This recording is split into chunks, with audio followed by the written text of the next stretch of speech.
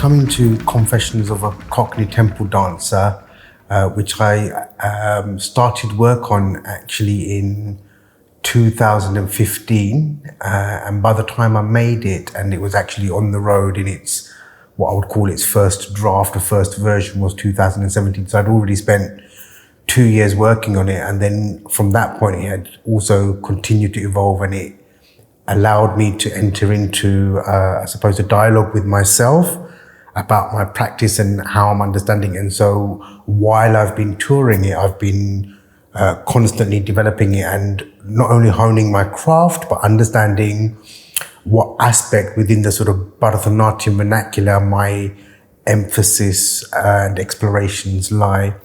The piece actually was a direct response to my previous work, Power Games, which in my eyes is a successful failure. And I often think artists don't talk about failure enough, because we have to fail in order to understand which direction we need to go. I had to go back to the drawing board and then look at what it is I'm actually doing and how do I talk about it.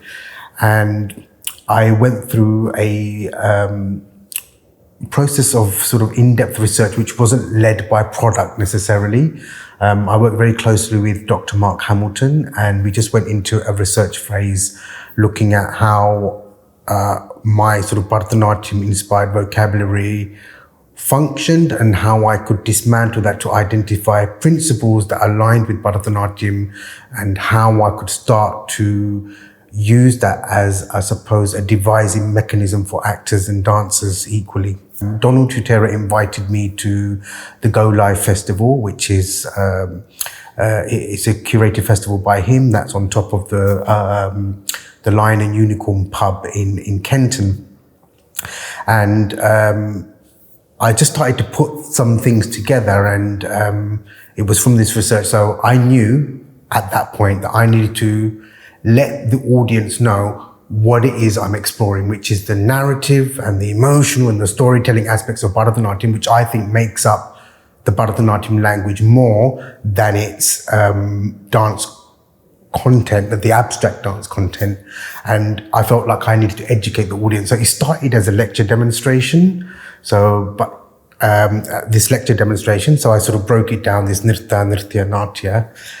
And then within that, I started to throw in my story of being born and brought up in London and how I was learning Bharatanatyam in East London. And I wouldn't say I scripted it, I was sort of riffing with my stories in that space. And it's just a really weird experience, because once I was put in front of an audience, I found myself maybe defense mechanism, but making them laugh in order to not address anything really serious for me, because it was just loaded. So I just kept pushing it, and then I realized that, hey, actually I'm making these people laugh. This is quite cool. That my interests are definitely, of course I dance. It's in my body. I will always dance. But my interest and my explorations lie in emotional narrative, and what I've started to discover is I actually write in the space. This is what I do. It's in my bones to tell stories, but I don't want to tell anyone else's stories. I want to create my stories now. I've discovered how important humor is to me, but also I feel it's a mechanism that can be used to unite. Because any comedy is rooted in tragedy, essentially. You know, if someone's walking, he steps on a rake, he whacks himself, it's funny. He goes over here, he whacks himself again, it's funny. So we laugh at pain. And actually that's a uniting force. By taking that avenue, I feel that audiences connect, but then it's how far do you take them to the point where they recognize actually this pain is real. That's, for me, in terms of an arc, that is incredibly important. I describe my work as storytelling, but I feel that any work of art is a story. Whether it be abstract, we decide as humans, we interpret in narrative form. We can't really get away from that from the early days of cave paintings to now where you see a conceptual piece of work, a sculpture, whatever it is, we interpret into a story for ourselves. So I think every artist is a storyteller. It's a person who I heard speaking about this, but the reason we have Bollywood epics is because they touch on all the rest of it. So if someone's going, or the journey, the beginning, middle and end would be, I'm going from this place, I'm going to that island, and I'm going to discover something. That's the Aristotelian way of thinking. It's beginning, middle and end. But in a Bollywood movie, this person will be going and then suddenly the boat will submerge somewhere and end up somewhere else where he meets a woman, because then you can experience all these other emotional states. And by touching on all of those states, when an audience leaves the auditorium, any single person will recall some aspect of that performance because it connected with them, because we all do at some level. Drama and movement are a huge part of my work, but I think it's incredibly important not to define an artist's approach, because that approach shifts and is transient along with the artist's journey. Working with Complicite on A Disappearing Number in 2007 to 2010 was hugely transformative. Not so much because it gave me tools per se, it's because Simon's approach unlocked within me the creative potential that Bharatanatyam had, which I felt hadn't been explored in that way before. My experiences with Shobana, the narrative was still abstract, or narrative aspects were taken to become abstracted. Whereas I suddenly realized there is huge aspects of Bharatanatyam that need to be translated, really. Abhinaya in Bharatanatyam is incredibly stylized, and sort of the Western modes of acting are rooted in naturalism. I think one of the things we have to don't need to recognize but understand is that the language and the way in which Abhinaya is used is rooted within a specific time frame, essentially. And so when you take it out to that time frame and the geographical context, it can look quite awkward, because no one really goes, "How are you?" You know, it doesn't happen.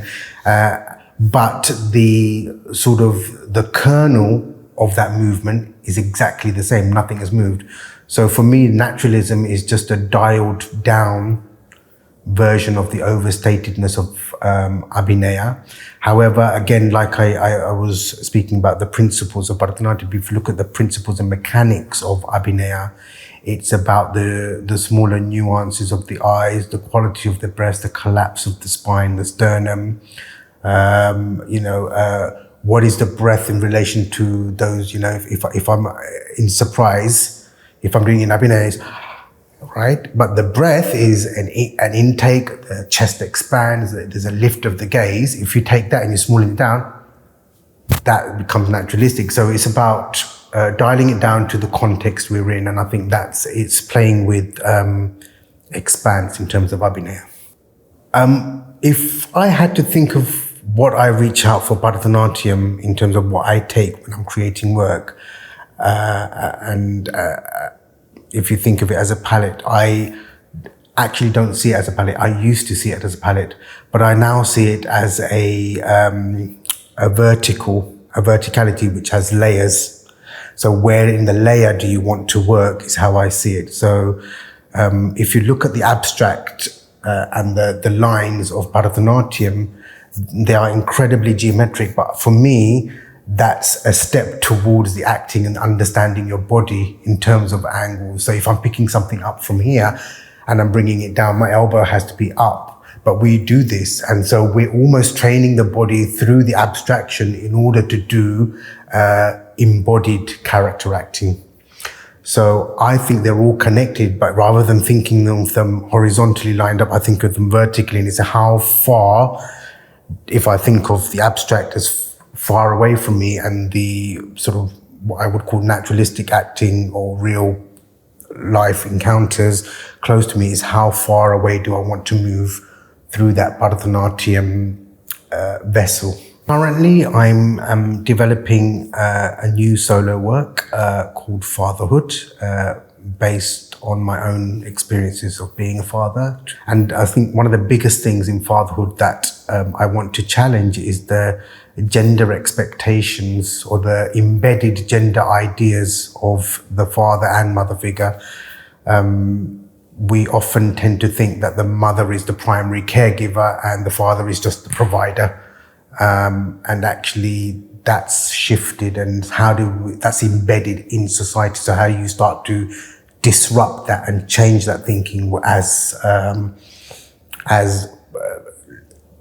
especially through the lockdown, actually, people have had a lot of time to reflect and spend time with their children, and the value of that time with their children has really surfaced. So a lot of that will be addressed as well. One of the difficulties, I think I am incredibly independent. I think a lot of venues find that difficult with me because I can be quite opinionated now. And venues that really go, actually, we really love that about you, I tend to work with you. But those who want me to be something often tend not to like me because I have an opinion and a voice.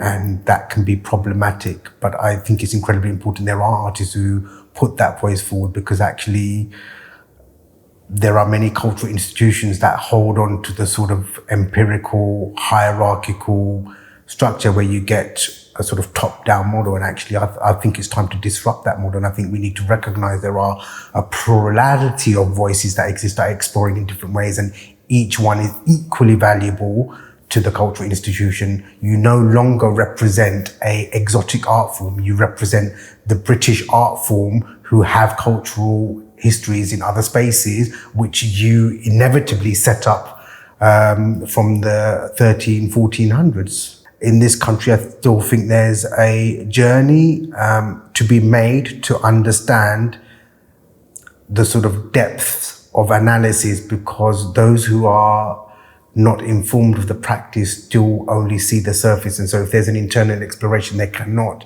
decipher the difference and therefore just clump it into one. And that's part of the problem, the placement into one category. And I think once we start to disperse that and become present in all aspects, then we can start to, we as a collective and as a community, can start to inform those various pockets of what it actually is about.